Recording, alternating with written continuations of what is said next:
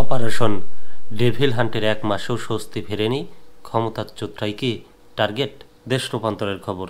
বাংলাদেশে আইন শৃঙ্খলা পরিস্থিতির অব্যাহত অবনতির মুখে অপারেশন ডেভিল হান্ট নামের সেনা পুলিশের বিশেষ অভিযান শুরু করা হয়েছিল। আজ শনিবার যখন এই অভিযানের ১ মাস পুরো হচ্ছে, তখন আইন শৃঙ্খলা নিয়ন্ত্রণের লক্ষ্য কতটুকু পূরণ হয়েছে তা নিয়ে চলছে নানা হিসাব নিকাশ। জেলায় জেলায় অভিযান চালানোর পরও দেশের আইন শৃঙ্খলা পরিস্থিতিতে উল্লেখযোগ্য কোনো উন্নতি লক্ষ্য করা যায়নি বলে জানাচ্ছে মানবাধিকার সংগঠনগুলো।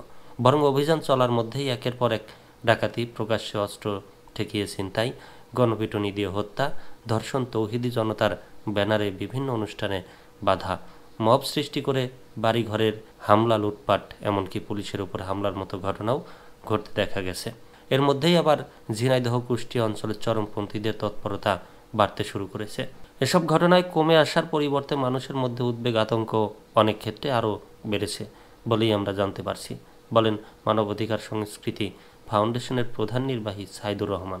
সার্বিক বিবেচনায় প্রথম মাসে অপারেশন ডেভিল হান্টে আশানুরূপ সফলতা দেখা যায়নি বলে মনে করছেন মানবাধিকার কর্মীদের অনেকে। মানবাধিকার কর্মী নূর খান বলেন, সার্বিক মূল্যায়নে অভিযানটিকে এখন পর্যন্ত খুব একটা সফল বলা যাচ্ছে না। সফলতা যেভাবে আশা করা হয়েছিল সেভাবে হচ্ছে না। এদিকে অভিযানে গ্রেপ্তারের মধ্যে বড় অংশই গণ অভ্যুত্থানে ক্ষমতাচ্যুত আওয়ামী লীগের নেতাকর্মী বলে জানা যাচ্ছে, যা নিয়ে প্রশ্ন উঠছে। তবে সরকার বলছে সুনির্দিষ্ট অভিযোগের ভিত্তিতেই তাদেরকে গ্রেপ্তার করা হয়েছে। অন্তর্বর্তী সরকারের উপদেষ্টা ও আইন শৃঙ্খলা বিষয়ক কমিটির সদস্য সচিব আসিফ মাহমুদ সজীব ভুঁইয়া বলেন, অন্যায়ভাবে কাউকে ধরা হয়নি। যার নামে মামলা আছে তাকে তো অবশ্যই ধরতে হবে। যে ষড়যন্ত্র করছে এটা তো স্পষ্ট। তারা ডেভিল অ্যাক্টিভিজম করছে বলেই তো ডেভিল হান্টের প্রয়োজন পড়ল।